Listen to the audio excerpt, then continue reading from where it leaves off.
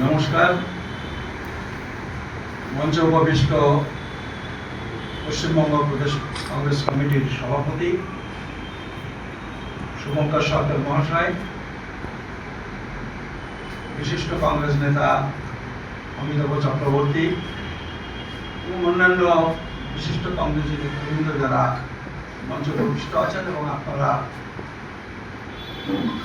যারা এখানে বিভিন্ন গ্রাম থেকে এসেছেন, সাংবাদিক বন্ধুরা, সবাইকে শুভেচ্ছা জানিয়ে আমি সংক্ষেপে কয়েকটা কথা বলি। আপনাদের মধ্যে কেউ কেউ হয়তো আমাকে জানেন, আমি গত 40 বছর ধরে মূলত দলিতদের বিভিন্ন অধিকার নিয়ে আন্দোলন করি। দলিত এবং মুসলিম এই পিছিয়ে পড়া জনগোষ্ঠীর মধ্যে একটা সমন্বয় সাধন করে দেশে গণতান্ত্রিক ধর্মনিরপেক্ষ লড়াই করবার জন্য আমরা চেষ্টা করি। একই সঙ্গে গত প্রায় 23 বছর ধরে 2003 সালে বিজেপি নেতৃত্বাধীন সরকার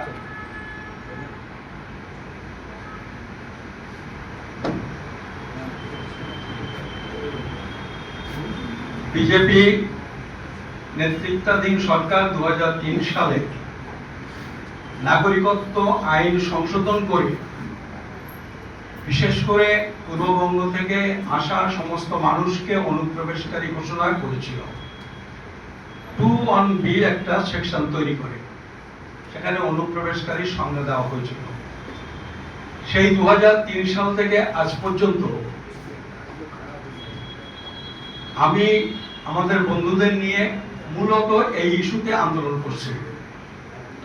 আপনারা হয়তো অনেকেই জানেন না, আজকে যে নাগরিকত্বের ইস্যু রাজ্য তো বটেই, সমস্ত দেশ জুড়ে একটা গুরুত্বপূর্ণ রাজনৈতিক ইস্যু হিসেবে প্রতিষ্ঠিত হয়েছে। সেটা আমরা অনেকেই লড়াই করেছি, মতুয়ারা লড়াই করেছেন, কিন্তু আমি প্রথম চেষ্টা শুরু করি এবং সবাইকে সংঘবদ্ধ করে মতুয়াদের সংগঠিত করে এই আন্দোলনে নেতৃত্ব দিই। আজকে ঠাকুরবাড়ি থেকে অনেকেই মন্ত্রী হয়েছেন, এমপি হয়েছেন, কেউ তৃণমূলের, কেউ বিজেপির, কিন্তু তারা কেউ এই আন্দোলনের কেউ নয়। সেটা আমরাই করেছিলাম এবং আমি নেতৃত্ব দিয়ে এটা করেছিলাম, আমার অন্যান্য বন্ধুরা মতুয়ারা ছিলেন। আমরা আম্বেদকরবাদী আন্দোলন করি। আমরা কখনো এর আগে, বুঝতে পারছেন, আজকে যখন বয়সের 72 বছর বয়সে যখন কংগ্রেসে জয়েন করার কথা ভাবছি, তার মানে এর আগে কংগ্রেস করিনি, সিপিএম করিনি, তৃণমূল করিনি, এইসব রাজনৈতিক দল আমি কোনোদিন করিনি। কিন্তু এই বয়সে এসে কংগ্রেসে যোগদান করার মূল কারণ হলো, আপনারা হয়তো লক্ষ্য করেছেন 2024 সালের নির্বাচনে, লোকসভা নির্বাচনে কংগ্রেসের যে ইস্তেহার, যার নামই হলো ন্যায়পত্র, সামাজিক ন্যায়ের ধারণা, এই কথা ভাবার কোনো কারণ নেই যে আমরা আম্বেদকরবাদী থেকে আমরা বিচ্যুত হয়ে আজকে কংগ্রেসে গিয়েছি। ব্যাপারটা এরকম নয়। নানান প্রয়োজনে এবং দেশের চাহিদা অনুযায়ী, মানুষের প্রয়োজন অনুযায়ী কংগ্রেসও নিজেকে আস্তে আস্তে তারাও খানিকটা বদলেছেন। আমরাও লক্ষ্য করেছি গোটা দেশের, বিশেষ করে রাহুল গান্ধীর নেতৃত্বে দলিত, পিছিয়েবর্গ, মুসলিম, তাদের বিশেষভাবে যত্ন নেওয়া, তাদের বিশেষভাবে তাদের উন্নয়নের জন্য উদ্যোগ গ্রহণ করা, এই বিষয়টার উপর বেশি বেশি যোগ দিয়েছে কংগ্রেস। বিশেষ করে ন্যায়পত্রটা যদি আপনারা দেখেন, আপনারা লক্ষ্য করবেন আজও ভারতের অন্য কোনো পলিটিক্যাল পার্টি এই কথা বলেনি যে এই দেশে চাকরি, শিক্ষা, বিভিন্ন ক্ষেত্রে 50% বেশি রিজার্ভেশন হবে না বলে একটা সীমারেখা ছিল, আছে। একমাত্র কংগ্রেস তার ইশতেহারে বলেছে আমরা এই 50% সীমারেখা তুলে দেব। এটা কিন্তু অন্য কোনো পলিটিক্যাল পার্টি আজও ঘোষণা করতে পারেনি। অন্য কোনো পলিটিক্যাল পার্টি আজও ঘোষণা করতে পারেনি যে ভারতবর্ষের প্রাইভেট সেক্টর যেটা ক্রমেই বিকশিত হচ্ছে এবং রাষ্ট্রায়ত্ত এবং সরকারি সেক্টর ক্রমেই সংকুচিত হয়েছে, এইরকম একটা পরিস্থিতিতে এই যে নিম্নবর্গের মানুষ তাদের জন্য বলেছে সংরক্ষণ প্রাইভেট সেক্টরেও লাগু করা হবে, এইটা কংগ্রেস ছাড়া আজও কোনো পলিটিক্যাল পার্টি এই কথা বলতে পারেনি।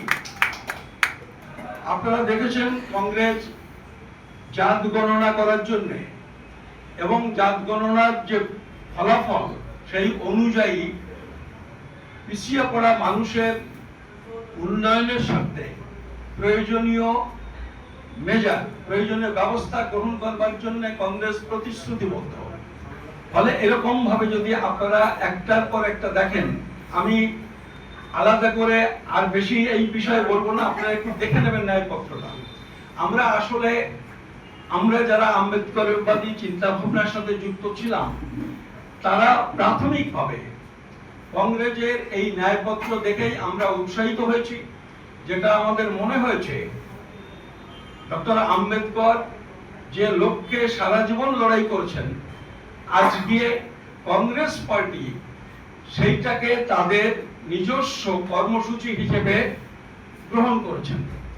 তাছাড়া আমাদের উত্তরবঙ্গ থেকে অনেকে এসেছেন, আপনারা কংগ্রেসের ইস্তেহার দেখলে বুঝতে পারবেন সেই জায়গাতে কংগ্রেসের একটা কেন্দ্রীয় একটা পরিকল্পনা হলো বিভিন্ন জায়গায় অঞ্চলগতভাবে ভাষাগতভাবে যে পিছিয়ে পড়া অঞ্চল, যে অসম বিকাশ, সেইটাকে একটা সমতার জায়গাতে উন্নয়নের ক্ষেত্রে নিয়ে আসার একটা পরিকল্পনা আছে। আপনারা জানেন উত্তরবঙ্গে বহুদিন ধরে বিভিন্ন পলিটিক্যাল পার্টি নানাভাবে খুব সংকীর্ণ পলিটিক্যাল পার্টির স্বার্থে, মানে রাজনীতির স্বার্থে বলছে না, দলীয় স্বার্থে সেইটাকে উস্কে দিয়ে নানাভাবে ভোট পাওয়ার চেষ্টা করে আসছে। কিন্তু কংগ্রেস তাদের এবারেরও যদি আপনারা 2000 এই বিগত বিধানসভা নির্বাচনেরও ইস্তেহার যদি দেখেন পশ্চিমবঙ্গের, সেখানে তাদের উন্নয়নের জন্য বিশেষ কিছু পরিকল্পনার কথা ঘোষণা করেছেন। আর এমনিতে আপনারা জানেন কংগ্রেস সাধারণভাবে এই যে মুসলিমদের জন্য আজকে ওবিসির ব্যাপারে এই বর্তমান সরকার এবং আগের সরকার যেভাবে একটা ষড়যন্ত্র করে তাদের রিজার্ভেশন থেকে বঞ্চিত করবার যে উদ্যোগ নিয়েছে, কংগ্রেস বিশেষ করে রাহুল গান্ধী এই প্রশ্নে যারা পিছিয়ে পড়া মানুষ, মুসলিমদের জন্য যারা পিছিয়ে পড়া তাদের ওবিসি তালিকাভুক্ত করবার জন্য প্রতিশ্রুতিবদ্ধ। এই জায়গায় ওয়াকফ সম্পত্তি নিয়ে যে বিষয় চলছে সেটা নিয়েও কংগ্রেসের কেন্দ্রীয় নেতৃত্ব তারা মুসলমানদের ন্যায় দেওয়ার জন্য প্রতিশ্রুতিবদ্ধ। ফলে আমরা এই যে দলিত মুসলিম বহু বছর ধরে যে লড়াই করছি, প্রত্যেকটা মানুষ এই কারণে কংগ্রেসের প্রতি বিশেষভাবে আকৃষ্ট। এবং আমরা এই যে কংগ্রেসে যোগদান করলাম, আসলে কংগ্রেসে যোগদান করলাম বলতে পারেন প্রতীক হিসেবে।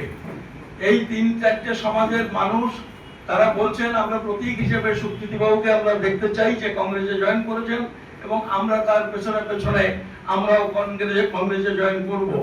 ফলে আজকে কিন্তু আমি এখানে জয়েন করতে এসেছি, এই যে বিষয়গুলো বললাম এই বিষয়গুলো